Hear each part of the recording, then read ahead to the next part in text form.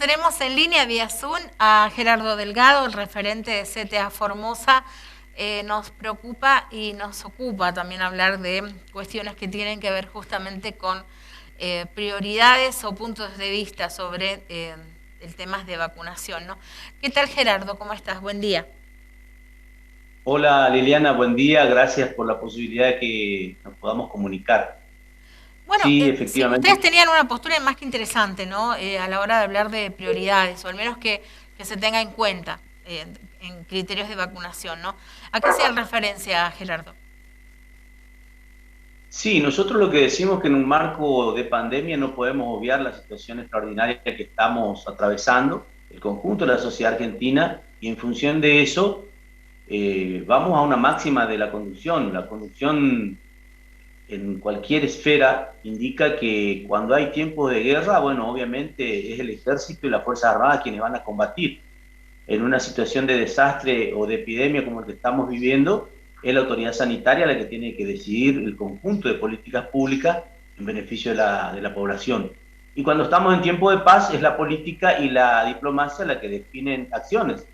Es decir, a partir de esta definición, nosotros como CTA entendemos y entendimos siempre que la autoridad sanitaria define las pautas y a partir de ahí nosotros nos acoplamos, acompañamos a pie juntilla lo que se dicte en materia política de protección de la salud.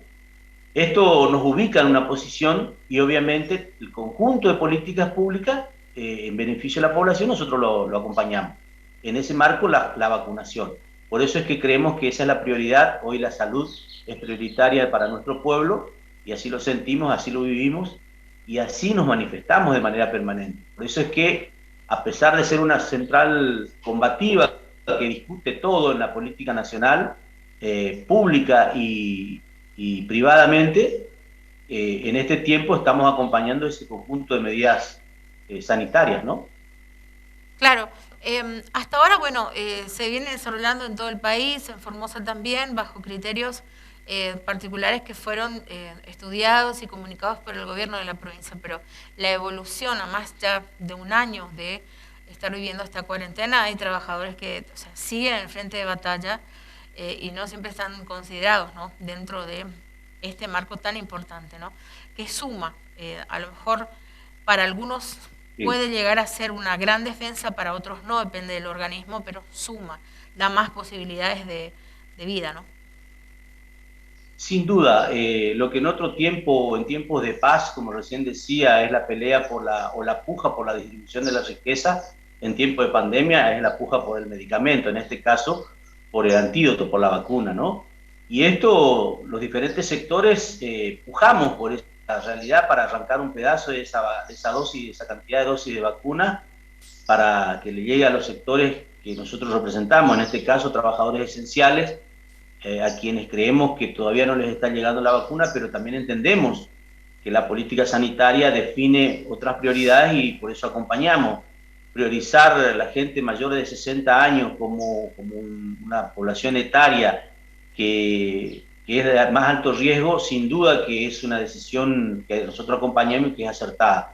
Ahora lo que decimos también es que los trabajadores esenciales, como el caso concreto de salud, que ya están vacunados prácticamente todos, tengo entendido, por lo menos por la información oficial que manejamos, seguridad parcialmente, o por lo menos una inmensa mayoría, está vacunado. Y bueno, y ahora nos quedaría ver también cómo si alcanzó la vacunación total al sector docente. Estamos hablando de Formosa, digo de Formosa provincia, ¿no? Claro, Y sí, obviamente hay sectores como por ejemplo remiseros, colectiveros, que también son considerados servicios esenciales, trabajadores supermercadistas o de los supermercados y trabajadores, cuidadores, acompañantes terapéuticos y domiciliarios que también son considerados esenciales, a los que todavía no les llegó. Es un universo menor, más chico en cantidad, pero no por eso deja de ser importante también. Nosotros en ese sentido, Lili, le hemos pedido al Consejo de Atención Integral de la Salud, al Consejo COVID, que priorice también la atención y la vacunación para esos sectores. Bueno, estamos esperando respuesta y entendemos las dificultades que hay en materia de provisión de vacunas, ¿no? tal cual. ¿Qué te parece o qué les parece actualmente el criterio sanitario que se está utilizando, las medidas, el contexto en el cual se aplica hoy por hoy, ¿no? ¿Qué opinión das sobre todo esto? Pues todos opinan. Bien, bien. Nosotros, te decía al principio, una definición casi filosófica y política de acompañar. Entonces, cada medida que se toman, la vemos que van en esa línea. Si apoyamos en la estrategia general la decisión del Estado nacional y provincial de vacunar y priorizar la salud, obviamente las acciones tácticas también la vamos acompañando. Por ahí tendremos alguna opinión distinta, pero bueno, también tenemos que entender que hay criterios epidemiológicos que por ahí no son del todo públicos, porque obviamente quienes administran esta situación tienen que tener la máxima cautela para no generar zozobra, ni generar miedo, ni pánico en la población. Entonces hay cosas que se pueden comunicar y hay otras que se deben naturalmente reservar. No digo esconder, pero sí reservar. Y en función de esos dos criterios de comunicar y de reservar, obviamente hay acciones tácticas que se dictan y que por ahí el conjunto de la población o algún sector no está de acuerdo, pero nosotros tenemos que saber asumir que en una situación pandémica ese criterio debe ser atendido por la autoridad sanitaria y bueno, acompañar al máximo de lo que podamos, ¿no? Con toda nuestra fuerza, nuestra capacidad organizativa. Vemos mucha resistencia, o al menos lo que se visibiliza. Yo quiero llegar a entender, por ahí uno puede comparar, si tiene la cifra sobre cuántas personas en un día que son notificadas que tienen que ir a hacer la cuarentena en un centro de atención ¿Cuántas personas básica. qué? Claro, si uno tuviera los datos, podría ser más preciso sobre, en una jornada, para dar un ejemplo, cuántas personas son notificadas que tienen que ir a un centro de aislamiento, se las lleva, y van sin hacer mucho problema, a otras que cuestionan y hay intervención del juez y se monta todo un operativo, porque no deja de ser también una señal de que la credibilidad está un poco complicada, ¿no? O el miedo, ya no sé a esta altura qué decirlo, porque no tenemos los datos como para entender que esto pasa cada vez más seguido o hay más gente que va porque entiende que es lo mejor, ¿o no? Sí. Yo creo en ese sentido que ese desconocimiento se puede comprender, se puede mejorar, pero la situación es muy difícil. Realmente estamos ante un crecimiento exponencial de contagios y eso lo dicen las autoridades sanitarias, lo dice cualquier organismo responsable y serio, por lo tanto es entendible lo que está pasando. Ahora, son los menos quienes van y reclaman y plantean, a veces con un poco de virulencia, a veces haciendo mucho ruido en las redes, y no digo que esté mal, me parece legítimo que lo hagan. Ahora, creo que cuando nosotros analizamos políticas sanitarias tenemos que ver ese conjunto, y en ese conjunto vemos que, que la totalidad o la integralidad de políticas son acertadas. Por ahí faltarán algunas cosas para ajustar, sí, probablemente, pero en la medida que la gente también reclame, las autoridades públicas, el Ministerio de Desarrollo Humano, obviamente va a tener que ir a dar respuestas ante esas situaciones puntuales. Y para eso están las organizaciones, para eso están los trabajadores o los profesionales del derecho, y para eso están los organismos de derechos humanos para articular ese tipo de cosas, donde vemos que hay exceso o hay falencias, ¿no? Así que creo en ese sentido que son los casos menores, pero hay que atenderlos a todos siempre, ¿no? Tal cual. ¿Cómo se está dando hoy por hoy, podríamos decir, la convocatoria en fase 1 y ustedes tienen la posibilidad de tener contacto con sus afiliados en toda la provincia? Digo, ¿se respeta a aquellas personas que tienen movilidades, que tienen complicaciones previas? ¿Se les reconoce el derecho de quedarse en su casa? ¿Cuál es la situación, digo, de lo que ustedes tienen como dato hoy por hoy, no? Muy buena pregunta, porque nosotros tenemos que dividir, en el caso nuestro de la CTA, que Sí. involucra o que abarca a varios sectores de la vida social y económica de la provincia, a los que estamos en el Estado y a los que están fuera del Estado, que son prácticamente trabajadores no de la actividad privada, sino de la actividad de la economía popular, que no tienen relación de dependencia. Ahí hay un sector, un foco muy grande de compañeras y compañeros que están dentro de la CTA o que articulan a veces con nosotros, que están en los movimientos sociales y que son considerados también esenciales y que no están vacunados, por ejemplo.